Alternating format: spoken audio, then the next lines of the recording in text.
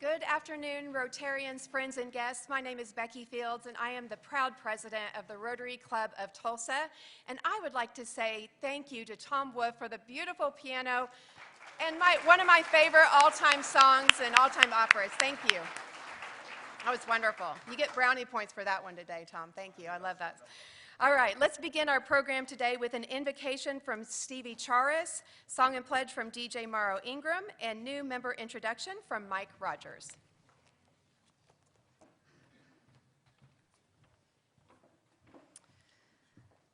Let us take a moment to give gratitude and appreciation for the fellowship we all have through Rotary.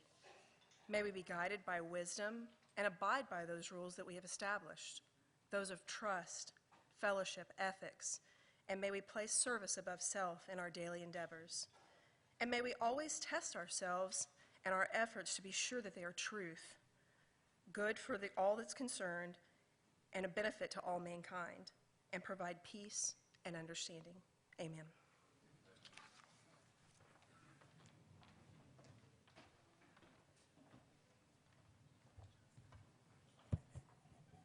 Good afternoon. Let's remind ourselves that all seasons are beautiful by singing America the Beautiful. Oh, beautiful for spacious skies, for amber waves of grain, for purple mountains' majesty above the fruited plain. America, America, God shed his grace on thee, and crowned thy good with brotherhood from sea to shining sea. Please join me in the Pledge of Allegiance. I pledge allegiance to the flag of the United States of America and to the republic for which it stands, one nation under God, indivisible, with liberty and justice for all.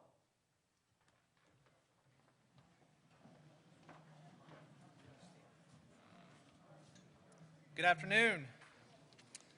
Today I'm proud to introduce two new members to our club. Please wait to welcome them until we've introduced both of them together. David Wagner, CFO of Schnocky, Turnbow & Frank, is president-elect of our club and introduced Kevin Smith to Rotary. Thank you, David. He's also filling in for Karen today, who is not here, who introduced our other new member. Kevin joined Monte Cristo School as its headmaster and chief executive officer in 2016. Now in his 35th year as a professional educator, Kevin has worked in a number of outstanding independent schools around the country as a teacher, a coach, and a leader. At Monte Cristo,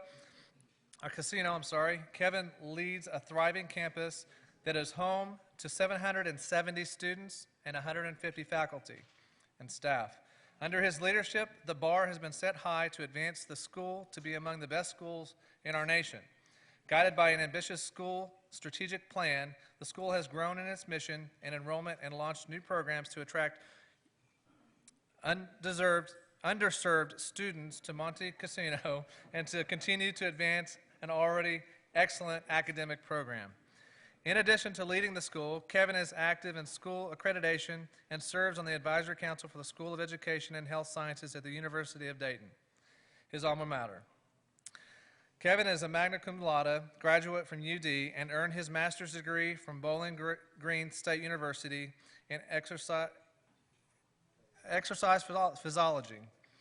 Kevin is married to Maria Pace Smith, who works for BOK at their IT department. They have two children, TJ and Maggie. Away from work, you might find Kevin frequently at Turkey Mountain on his mountain bike.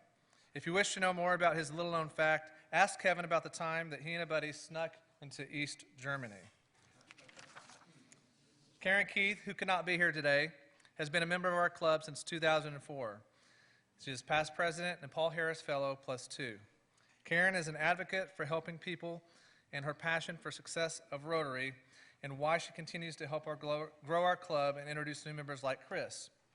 Chris Benge, a native Tulsan and proud member of the Cherokee Nation, is also an Oklahoma State University alum. He is a member of the Sand Springs Rotary from 2002 to 2008.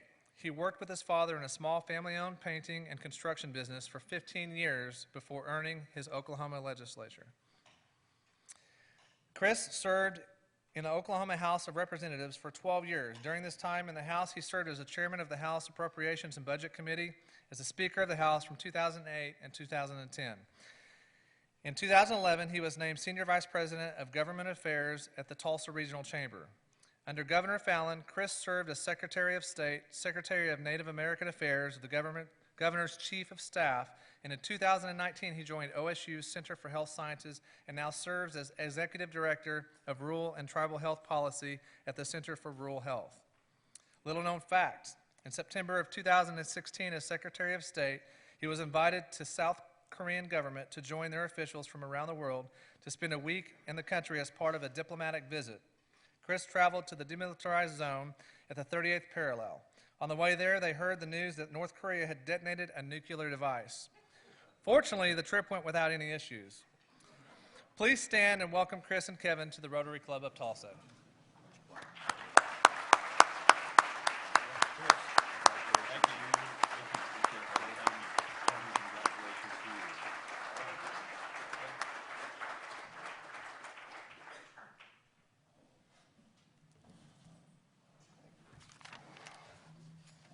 Welcome, Chris and Kevin. We're very excited to have you in our club. Special thanks to this week's meeting sponsor, We Be Trees, and Tim Nall. Tim, thank you so much for all you do for our club. We have a couple of committee meetings immediately following the program today. Rhythm and Brews in room 232, and the trustees will meet in room 233. Also, in upcoming programs, on November 6th, we will have our district governor, and on November 13th, we'll have a very special Veterans Day program that we'll have more information on next week, but you won't want to miss it. I can guarantee you that. It will be a very moving and exciting day. At this time, I am very excited to announce that John DeBar will announce our upcoming slate of officers.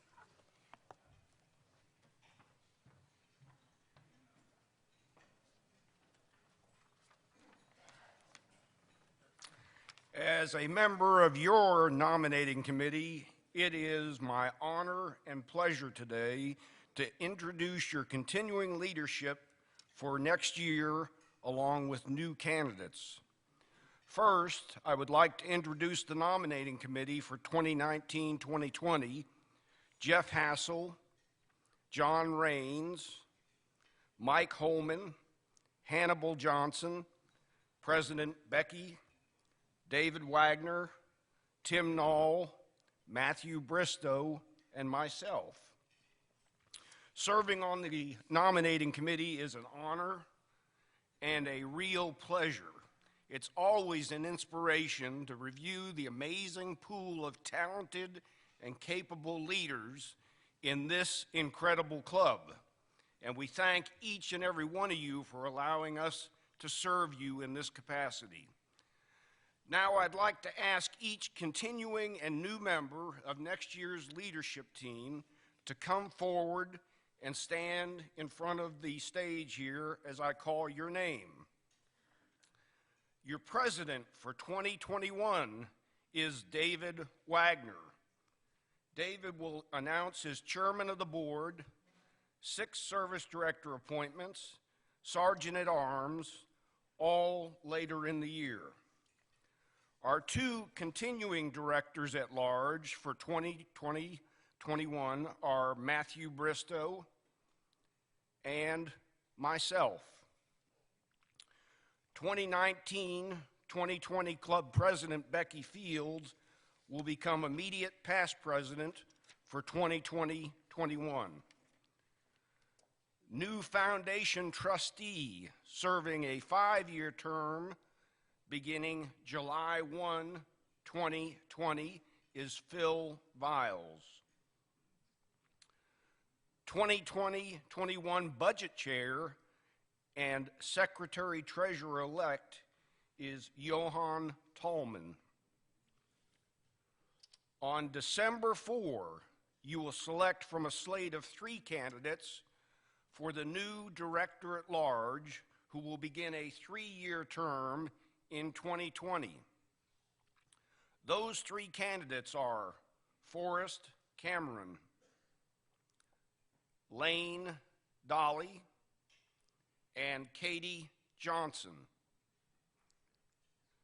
And your president nominee serving as president in 2021-2022 is Paul Bowman.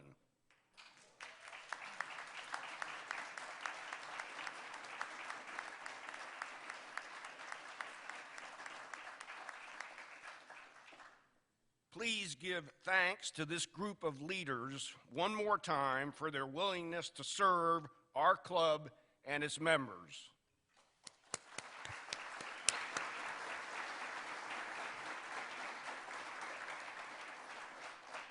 In accordance with club bylaws, any member of the club may add a nominee to the proposed slate no later than 2 weeks from today, Wednesday, October 30th, by submitting the nomination in writing, signed by 25 members of the club.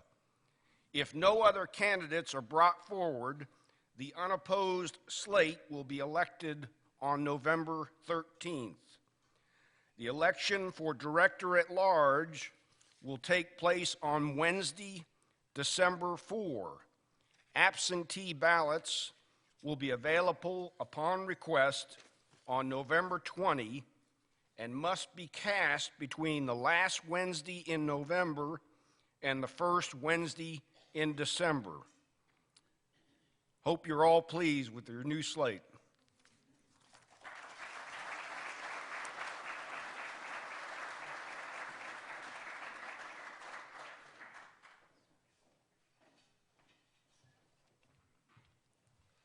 Well, as you can see, we have no shortage of excellent leadership in this club. And what an exciting time just to see it continue. And Paul, I am so excited that you'll be filling this spot soon, and I know you'll do an amazing job. I've served on the board a couple of years with Paul and been on committees with him, and just a genuine, really good character guy. And if you don't know him, I encourage you to get to know him. Congratulations. I'm excited to serve with you. At this time, I'd like to invite Tana Scott up for our Sergeant at Arms times. Well, hello.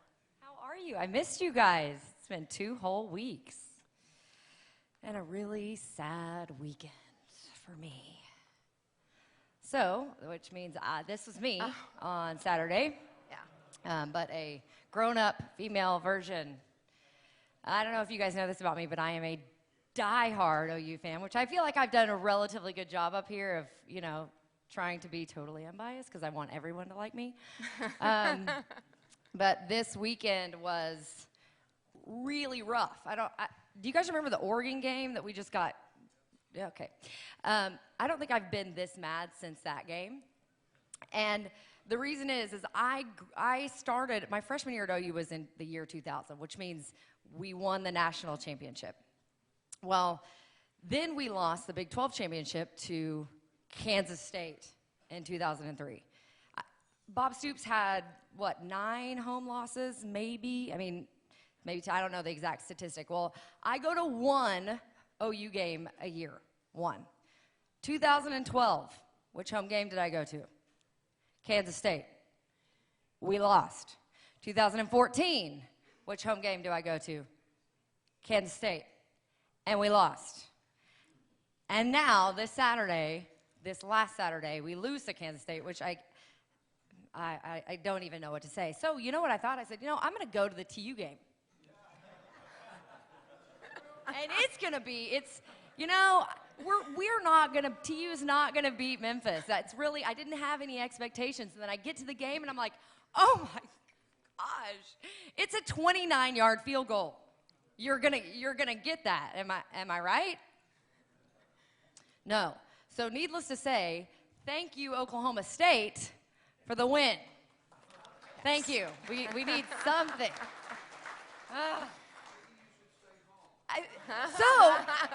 hand to God. Can I tell you something? Hand to God. It was 1 minute and 43 seconds left in the game, and I was like, it is over. The odds of actually getting the onside kick. I go upstairs. I'm at a friend's house. Go upstairs, get my kids. Everybody downstairs starts going crazy. And I was like, they're like, Tana, get down here. I go down. They got the onside kick. And everyone said, just leave, just go away. Just go somewhere else. I said, this will be the last Kansas State game I ever watch. I don't care if it's live or on television. On behalf of all OU fans, we thank you. Yeah. I went all Dave Martinez on my TV, I'll tell you that. And if you've been watching the series, I'm just going to make this is a really nice segue into my Sarge find. So Phil Viles sent me an email, and we've been going back and forth whether we were going to do his find today or what we were going to do. And because we are going into Game 7 of the series, Phil wanted me to just make a mention, without a slide, but make a mention. He's donating $100, but Phil was a Washington Nationals ticket holder for the 6 years that he and the Nationals were both in Washington. He's excited about tonight's Game 7 of the World Series, and he has given $100 to the foundation. So thank you so much, Phil. And I'm just glad we're in Game 7. I was just hoping the Nationals will win so we get 7 games in the series. So now on to the slides. Enough of my rambling. I'm probably already over time, but here we go. Ashley Cutshaw, are you in the audience today? Happy birthday. She is donating it's supposed to be $33 for your 33rd birthday. I don't know how I remember that, but we'll fix that. $33 for her 33rd birthday on October 23rd. Thank you so much, Ashley. Forrest Cameron, he wanted to pay $100 to remind everyone about the upcoming Rhythm and Brews event, November 2nd. Buy your tickets, buy your sponsorships. Becky Fields, thanks you. And Yes. Monica, thank you. Thank you, Forrest. Are you here? Where are you at? Thank you so Thanks, much. Forrest. We're skipping this because he just texted me. So that didn't happen. He just texted me he can't come to the meeting, so we're going to do that one next week. Ed Hicks, $200, $100 for his 43rd. I love this. Ed, where are you? I don't know where you are, but are you here? Okay, there you are. We should be friends because this is funny. Ed Hicks is $200 for his 43rd anniversary of the club and $10 for each of the 10 guys who were members when he joined and who are still members. Thank you so much, Ed. Okay, so 2 weeks ago, we were given misinformation on an anonymous donation to Dan Stout. So then someone else gave another $25 donation to correct the previous $25 anonymous donation to correct. It was supposed to say Dave Stout for the work that he's doing in our community. And then Dave Stout, are you here, Dave? Hi. So me and Dave have been talking a lot this past week, which has been quite fun. No! Oh, dang. Okay, I don't think he was looking. So Dave wanted to donate $80 in memory of his brother, Dan Stout. So I just looked Dan up, and he was devoted to community service. He served the center as a board member. He served the board. He served on the board of All Souls, and he was an active member of Rotary for over 15 years. So thank you so much, Dave, and we recognize your brother, Dan Stout. And last, but yeah, it's happening.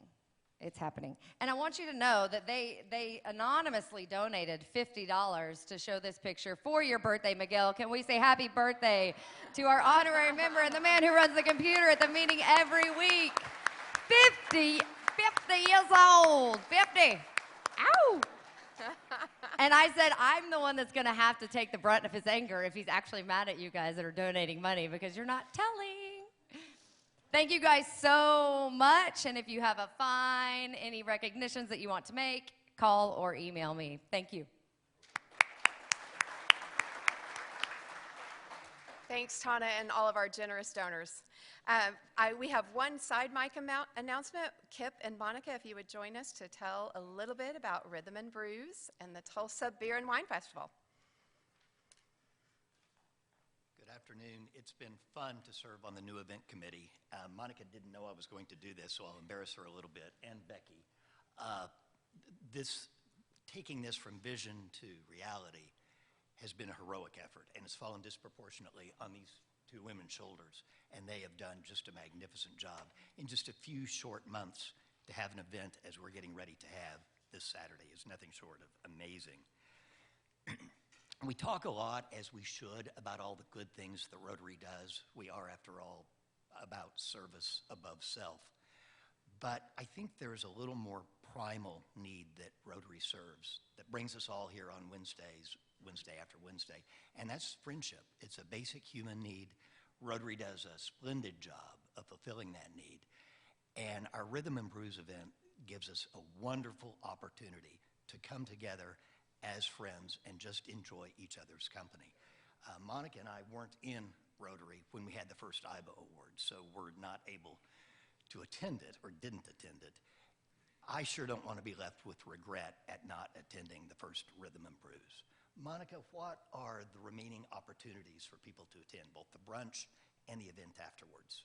So actually the brunch is sold out, but you can still, yes, we're thrilled. But you can still go online and buy the $50 tickets to the Beer and Wine Festival or the $100 tickets to enjoy the Brewmaster starting at 1 a.m. and then on into the festival from 2 to 8. 1 p.m. What'd I say? 1 a.m. I mean, that would be a party, though, so. I just had a little bit going on, a little bit. Anyway, I apologize. So yes, please visit the website. Those 2 tickets are still available, 1 p.m. What's your necklace? That you're... So it is a beer and wine festival. So this is what you'll be getting for the tasting as you walk around the festival from 2 p.m. to 8 p.m. So you'll have these, and so you'll have your hands free to enjoy and shake hands and just have a great time, but you'll have a little commemorative cup to take home with you. Okay, strong finish. Okay. We've talked about this a lot, months and months, a lot of meetings, much publicity, but now, in the words of Toby Keith, Let's get on down to the main attraction with a little less talk and a lot more action.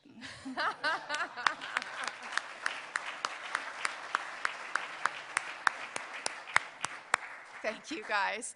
I wanted to point out one thing. With every event that we do, obviously we're trying to raise money for the foundation so we can be benevolent to our community. But one of the biggest things this year, especially in creating a new event, was just to get awareness out that Rotary is out and about doing good in our neighborhood. And one of the things that we've really tracked and stayed in touch with is how much awareness that is creating to the best of our ability. And to give you an idea, on our Facebook page, a regular day, we have about 100 views on our Facebook page. So that's normal. And about the highest I've seen it when we do videos or lives or something, we get it up to about 1,000 people, which is great. I have been avidly checking our app every day just because it's very interesting and exciting to see. But as of this morning, before I came in, I checked it again. And as of this morning, we have had 101,000 views on our Rotary Facebook page just on this event alone. So, yeah. So I tell you that because we are getting the word out and you are getting the word out. So we have done a lot of organic traffic to the site. We've done a lot of TV spots, and Tulsa World has been kind to us. Forrest Cameron has had us a great front page, top of the fold article. And, so we have just really appreciated your help in spreading the word. And just know it's not too late. Be sure to still continue to invite your friends. It's going to be a beautiful, balmy 54 degrees and sunny on Saturday. After this, I think we'll be all excited for another beautiful Saturday at the Gathering Place. So continue to invite your friends. Thank you so much for helping us get the word out. You are doing it. Thank you so much. So, on to our panel today. I know that's what you're all here for. I'd like to introduce our moderator today. Wayne is a fourth-generation Oklahoman in his third decade with the Tulsa World. As a reporter, he covered several bank failures, ouch, one prison riot, that cuts close to home, one prison riot, 3 executions, and every aspect of state government during 4 years at the World State Capitol Bureau. He became the World City editor on April 1st, 1995, and served in that post for nearly 13 years. He led the city desk's award-winning coverage of the Oklahoma City bombing, the 2001 terrorist attacks on the United States, the 2002 collapse of an Interstate 40 bridge over the Arkansas River, several natural disasters, and 6 general elections, all very important things. He was a National Merit Scholar and graduated Pi Beta Kappa from the University of Oklahoma with bachelor's degrees in highest honors in English and history. Please help me welcome Wayne Green.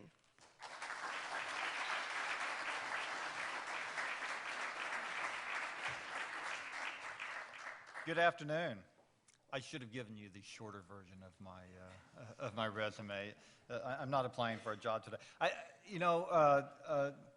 Chuck Wilson's done such a great job. Gentlemen, would you go ahead and join me up here in the comfortable chairs? So Chuck Wilson's done such a great job organizing our speakers on the panel today that all I have to do is give a very short amount of background, try not to knock this podium over, and stay out of the way. So I appreciate how easy my task here is. What we're here to talk about today is medical marijuana. The background is that on June 26, 2018, the voters of Oklahoma approved State Question 788, which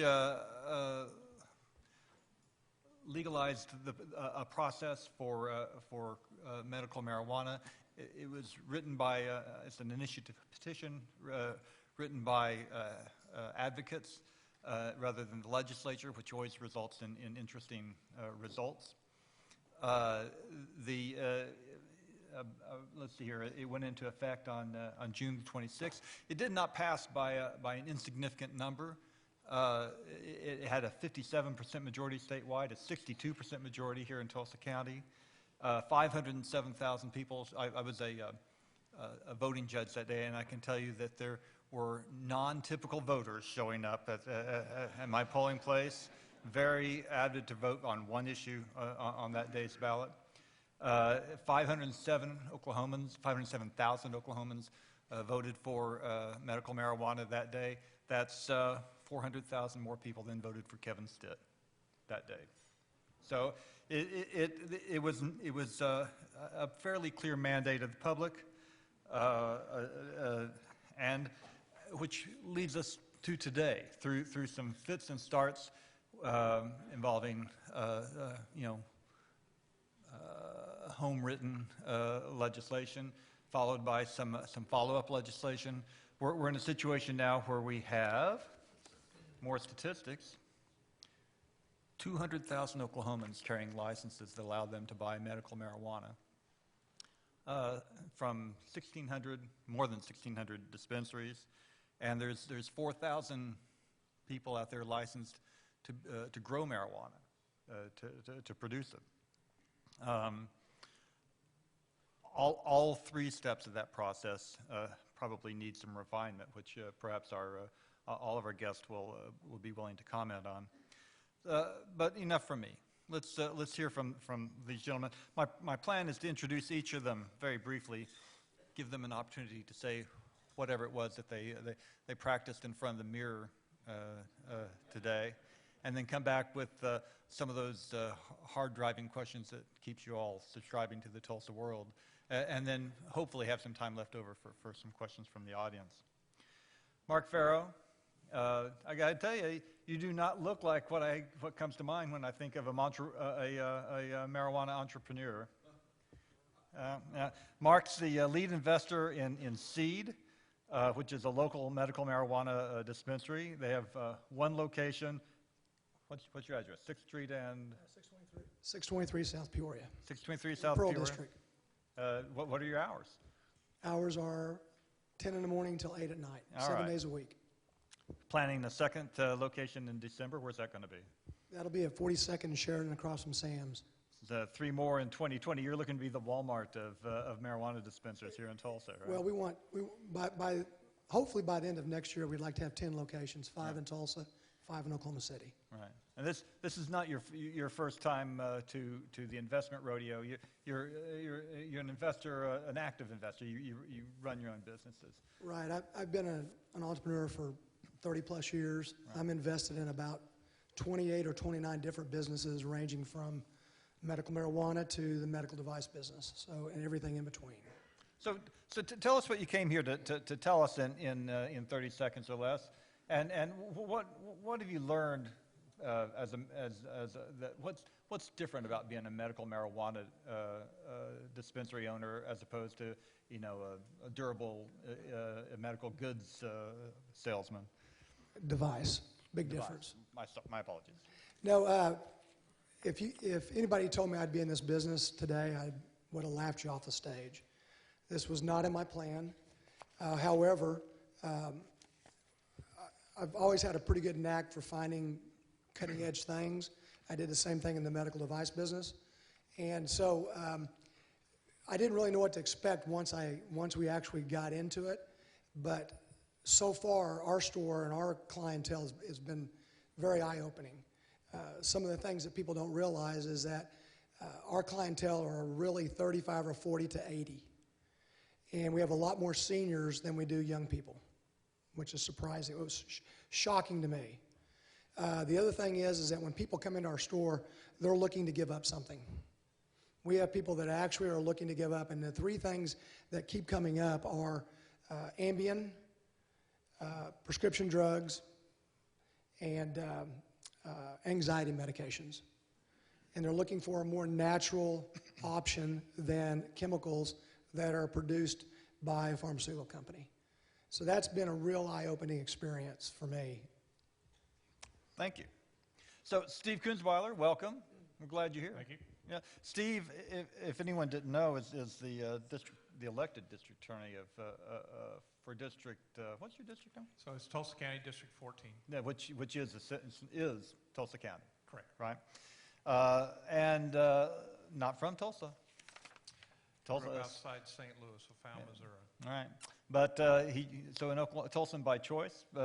Previously served as a prosecutor in Nowata County, and then as chief prosecutor here in Tulsa County under Tim Harris. He has 28 years as a criminal prosecutor. Spent a lot of that time putting people in prison for possession of marijuana. What do you want us to know, Steve? Actually, I'm into my 31st year of prosecution, and the reality behind that is I worked harder, and most prosecutors would tell you they worked hard to try and keep the person who has an addictive issue out of prison. Most of the time, they find a way to earn their way into prison. Sure. So, what do you want? From your perspective, what do we need to understand about medical marijuana? Okay, so, and I'm not a national merit finalist or scholar like you are. There's only room for one. That's impressive. Yeah, all right. So, I'm one of these guys that brings the research, and so I'm going to make reference to some things. So, in his January 2019 book, Tell Your Children the Truth About Marijuana, Mental Illness, and Violence, former New York Times reporter Alex Berenson's introduction is a quote from C.P. Baudelaire's The Generous Gambler. The loveliest trick of the devil is to persuade you that he does not exist. Berenson acknowledges that using cannabis or any drug is ultimately a personal choice. What to do about legalization is a political decision. But whether marijuana is dangerous to the brain and can ultimately cause violence is a scientific question with a hard yes or a hard no answer. And while I hate to be the spoiler, I'm encouraging everybody to get this book. Got it right here. It's a pretty easy read, and I'll have it available for me or for you if you want to get it, take a picture of it or something and get it online. But the answer is yes, according to Berenson. And in the most figurative terms, Berenson describes it this way. The black tide of psychosis and the red tide of violence are rising together on a green wave. Slow and steady and certain. All anybody has to do is look. And I'm not much of a New York Times reader, but to have somebody who used to work for the New York Times make that kind of a comment got my attention. It's chock full of research, but he concludes his book with this ominous warning. And so we are in the worst of all possible worlds. Marijuana is legal in some states, illegal in others, and becoming steadily more potent and sold without warnings everywhere. We've nearly ended youth cigarette smoking with pointed, well-funded advertising campaigns. Between 2002 and 2014, the rate of tobacco use among adolescents fell from 13% to 5%. Teens are now more likely to use cannabis than cigarettes.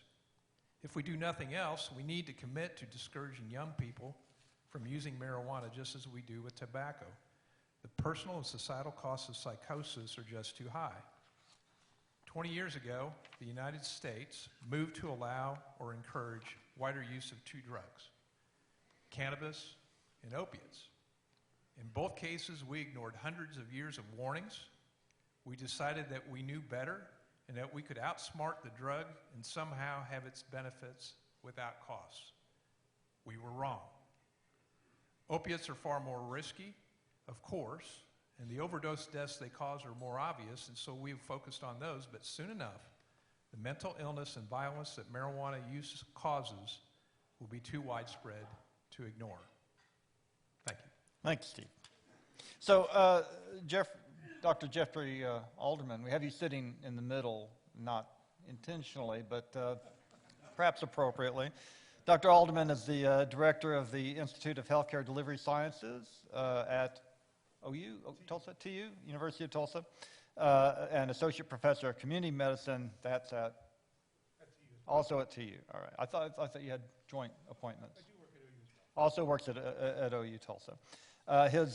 His research interests include healthcare delivery systems. He's the go-to guy in this town for healthcare policy, if you don't mind me saying.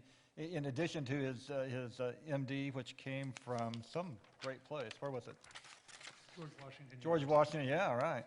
He's got a master's degree from Dartmouth in public health policy, correct? Which is the gold standard of public health policy. No, I'm not joking. And also has research interest in communications in healthcare. I say it's apt that we have you in the middle because it seems like physicians are kind of caught in the middle of a social movement here. What's your word on this? Well, that's a great question, Wayne. And first of all, I want to just thank the Rotary Club for having me here today. I'm honored to be present. I am no expert on medical marijuana, but my practice is in hospice and palliative care. So I take care of a number of people toward the end of life. And to Mark's point, a number of folks who do suffer from chronic and terminal illness are looking for something maybe a little bit different from what they're being prescribed. So as a result, I've had to take on some additional education to learn more about marijuana. You're probably going to be a little frustrated with some of the answers to questions you may ask me, but we really don't know a lot about medical marijuana. How many of you were here when Wayne Leinbach came to speak about cardiology and advances in cardiac disease? I thought that was a really impressive lecture. And everything that Dr. Leinbach talked about was based on long-standing research that was done through well-constructed trials with thousands of patients. That's cardiology. We have nothing like that on marijuana. We have a few studies that may or may not have good science involved, but we're learning. And part of the problem is that a lot of the research around marijuana was limited because of marijuana's status as a Schedule I drug, meaning it was not available to most researchers. But we are seeing some relaxation of those laws, given that more people will be able to do research and understand the good, bad, and ugly of marijuana. Mm-hmm. I can talk a little bit about some of the good and bad that we know. For example, there is some evidence, there's some better evidence, that marijuana actually may be a fairly good anti-nausea drug, particularly for people who are facing cancer and are on chemotherapy drugs. Marijuana may be a very useful adjunct there. Marijuana may have a role in chronic pain, and again, there's some good studies for folks who do have chronic pain that marijuana has some anti-inflammatory effects, meaning that it behaves a little bit like an ibuprofen, and it may cause some muscle relaxation. In fact, marijuana is recommended sometimes for people with multiple sclerosis, MS, who have very bad spasm. Marijuana also may have a role in controlling seizures, particularly in childhood seizures. You may know about the FDA ruling that they have approved Epidiolex, which is actually derived from marijuana to control seizures in children. Marijuana may be an appetite stimulant, particularly in folks, again, with cancer and also with AIDS and older folks who have trouble with appetite. Where we start to see less rigorous evidence is using marijuana in the treatment of mood. So for example, folks with anxiety, folks with post-traumatic stress disorder, folks with depression, and folks with sleep disorders. We know that marijuana really is a double-edged sword, but we don't understand exactly why. Marijuana can sometimes help calm down people who are anxious. It can sometimes lift people out of a depression or help with sleep, mood, and post-traumatic stress. But we also know that at the same time, marijuana can make these conditions worse. That marijuana can actually, especially with chronic use, make anxiety worse. It can make depression worse through ongoing apathy and not wanting to do very much. It can actually cause, to Mr. Kunzweiler's point, psychosis. And the hardest thing about marijuana, I think, is the fact that we don't know who is going to be most adversely affected by marijuana. Some folks do develop a transient psychosis from marijuana. Some of us are genetically predisposed to have psychosis. Some of us will go on and develop diseases like schizophrenia or schizoaffective disorder. Okay? There are those of us that have predispositions to these illnesses but never develop them. Genetically, we're somewhat protected, but if we use marijuana, it can unmask an illness that was never there. So one of the things I worry about most with the use of marijuana widespread is you never know who is going to be adversely affected in terms of developing a psychotic disorder. Other things to know about marijuana that I think are important is that the brain really doesn't finish stopping developing until about age 25 or so. And we know that marijuana now through scans of the brain can actually inhibit the structure and the function of the brain, especially as it's developing. So as a result, we know that adolescents and young people that use marijuana regularly are at special risk to have all kinds of things happen later in life if they continue to consume marijuana as their brains develop. So for example, memory loss, incoordination, trouble making decisions, apathy. These things can happen at higher rates for people that use marijuana heavily as the brain is developing. And one other thing I'll say is that for women who are pregnant, marijuana seems to be associated with more newborn diseases and low birth weight. So even though marijuana may be helpful in some conditions, as we're learning, I think there is significant toxicity around it as well. And as a physician, my job is to educate. My job is to take people through the process of, if you are interested in marijuana, let me tell you about some of the benefits that may be there, but I certainly want to educate you about the risks present as well.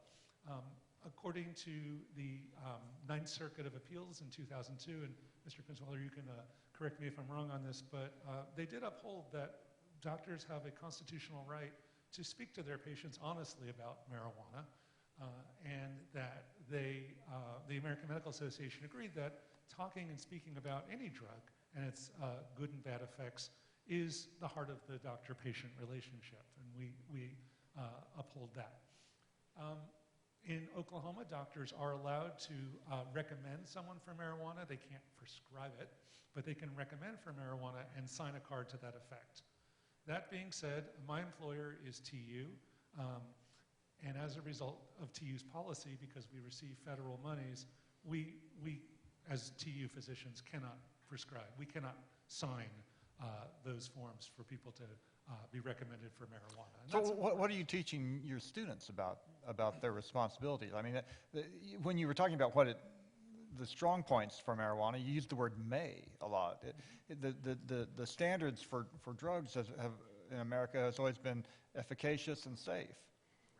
Well, What do you tell a young medical student about his responsibility in terms of signing that license? So, a few things. Number one is that when we prescribe drugs for blood pressure, when we prescribe drugs for diabetes, those therapies are really based on very sound evidence and great research. Again, I try to highlight the fact that most of the knowledge we have on the therapeutic effects of marijuana just isn't there yet. And therefore, we have to take some caution when we're recommending marijuana for chronic pain. It's not a panacea. It's not necessarily the go-to drug. On the other hand, we have a number of folks in the community who have figured out that whatever therapies they were on were not working for them, but for some reason derive some benefit. And I try to educate my medical students, my resident physicians, about the fact that we just don't know a lot about what we don't know. And I try to explain that we have to go on the science that we do have, which is somewhat limited, and to share that with our patients. Let them ultimately make the decision if they feel that this is a therapy that would work for them, or let them understand the risks inherent with the use. As a general rule, are they anxious about this issue, or are they raring to go? The response is all over the map. But I will just point out that, again, if you are an employed physician by TU, OU, OSU, St. John, Hillcrest, St. Francis, which is most physicians in Tulsa, the policies of our institutes are saying, no, we are not allowed to sign that form and recommend someone for marijuana. Right. We can certainly talk about it, but we can't sign for it. So, I'm sorry to cut you off. Mark, I want to give you an opportunity to respond to anything that has been said here so far. But you know, I have shocking news for the people here. People were using marijuana prior to the passage of this state question. Yeah, this just didn't happen overnight. And it seems to me that one thing you might want to point out is that we're bringing that in from the cold, that when you buy marijuana at a dispensary, what you're getting is marijuana that's eventually will have been tested, will be free of pesticides. And if you buy edible marijuana, you're going to know the dosage. Exactly. You know, there might be some iffy issues out there, but it's certainly better than what we had, which is a guy on the corner at the bus station. Right. Well, certainly what both of the panelists said up here is certainly true. But those can mirror exactly alcohol as well. And as we all know, alcohol can be a major problem in our society. And it can be abused, obviously. And so, you know, I certainly agree with what they're saying because the science is not there yet. So we really need a lot of science. So how we train our employees for people that come in that have issues that they want to treat with medical marijuana is that we train to a pretty high standard our people in our store. Most of the stores you see around town look like head shops, let's just face it. They look like crap, and they're in bad locations. That's because they're underfunded. A lot of the retailers in retail space don't want them there, or they have covenants which won't allow them to rent because they have loans on the properties. So our strategy is a lot different. Our store is at 6 in Peoria. That's our first. It looks like an Apple store. It looks like a real retail store. And you walk in there, you don't find a bong, you don't find pipes, you don't find any of that. You find people that the first question they ask you is, what brings you in today? And that just opens the doors for, here's what I'm looking for. And the general population that we would call a stoner, they don't really come to our store. They don't associate themselves with our level of service, our level of the way it looks, the way you're treated, the whole patient experience. So that's what we try to bring to this. And we're trying to bring this thing out of the shadows and bring it to a level to where when the research is there, that we're in a position to be able to take care of our patients. So the other thing is that what really got me over the hump, you know, look, I'm a lifelong Oklahoman. I'm from Bartlesville. My kids grew up here. My kids, like probably a lot of kids, have tried marijuana, probably more than I would know. But yet, to your point, it's ditchweed. That's what they call it, ditchweed. So you don't know what you're getting. So if someone is going to use the medical marijuana for something they want to take care of, pain, anxiety, being nauseous. I mean, we have cancer people that come in our store all the time, and we have a dosage that we have for them that is really strong. And we get charged a penny, and we charge them a penny. So this is not all about just making money. This is about taking care of people who at least maybe haven't been taken care of to their liking. Do you feel certain that every person coming in your shop is genuinely sick with something that will be treated well by marijuana? Certainly, this is anecdotal, which means it's not studied.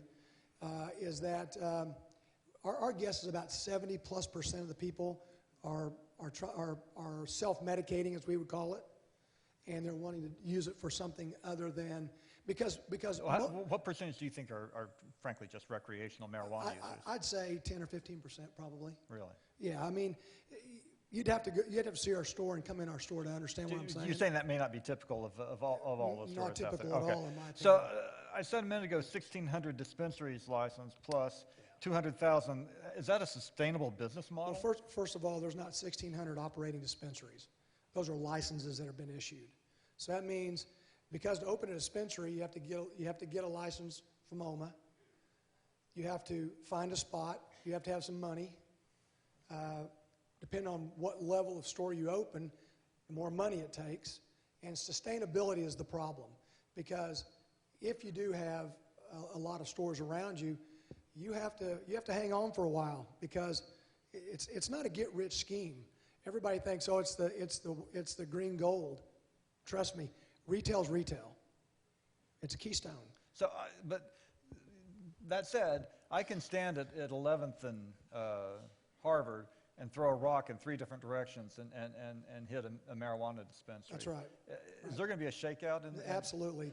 I think it'll happen on the second tax season, because there's a little-known law called 280E, which means in most businesses, if people own businesses here, if you make a gross profit, then you write off all your expenses and you have a net profit, and that's what you pay tax on. In this business, you have gross profit, you can only write off your cost of goods, you can't write off anything else. So that is very penalizing. So there's a lot of people out there. I went to a seminar, and there's probably 150 people in the room. And a CPA got up and said, okay, let's first talk about who doesn't know about 280E. 95% of the hands went up. I was like, oh my gosh, you're in trouble. Because that is the nucleus. You have to understand the business side of this. And what you find is a lot of these people take a hobby and turn it into a business. Well, we took a business, not a hobby, we took a business into a business. So we looked at regulation, we looked at tax, and what does that do to you or your profitability? Because if you can't be profitable, you can't stay in business. Steve, we got to hustle here, so you may be getting the last word here. So try not to, filibuster here. The petition that said that anyone who's caught with a small amount of marijuana, but not a license in their hand, is only guilty of a misdemeanor if they can name a condition, a medical condition. It doesn't say have a medical condition that can be treated with marijuana, or even a medical condition that they've been diagnosed with. But so if I get popped with a joint in my pocket, all I have to say is scoliosis, and the police officer can only write me a ticket. Is that right? Is that the way? Is that how you interpret that law? That's pretty right. So when I was invited to come to this panel, thank you very much, John O'Connor. I'm one of these guys that just wants to get as much information as I can from the people who are out there in the streets, really, doing this day to day with law enforcement. So I ran this by the Tulsa Police Department, and this is one of the responses that I got back from one of their investigators. It says, we're seeing more people with medical marijuana licenses. He said, however, I'd say about 60 to 70% of those who come into contact with are in violation with their license. so that we frequently come into contact with subjects that have a marijuana license or in possession of marijuana packaged differently than what the dispensaries package it in, along with items associated with distribution of the drug. We've also come into contact with numerous subjects with medical marijuana in tubes and packaging from a dispensary, but they don't have a card. And then this officer says they usually admit that someone else got the medical marijuana for them. This officer says, I frequently ask the card holder, what reason did you give for acquiring the card? And he says, frequently, they have trouble remembering what was the reason they gave. Okay, we're flat out of time, but I'm curious. Mark, do you have a physician associated with your shop? We do not. There are shops where There are. And it's, upstairs you can see the doctor sometimes by internet. You're and, really not supposed to have them on the same premises, Right. is my understanding of the law, but, you know, right now the law is a little loosey-goosey. How's business? It's growing every day. I got 1 million of them. I keep going. No, we just had our best week ever, and we opened May 10th, and every week it's better and better and better. So it's been good. Help me thank our panel.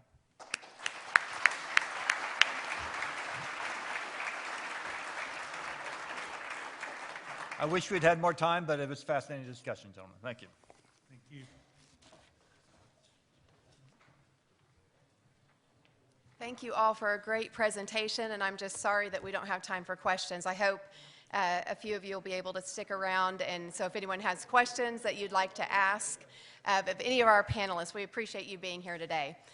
And in closing, we also always give a book to Celia Clinton, and on behalf of the speakers, to the library.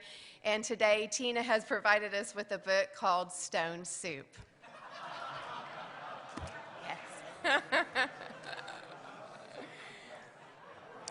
Rotarians, you are making a difference. You are agents of change. Now go change the world.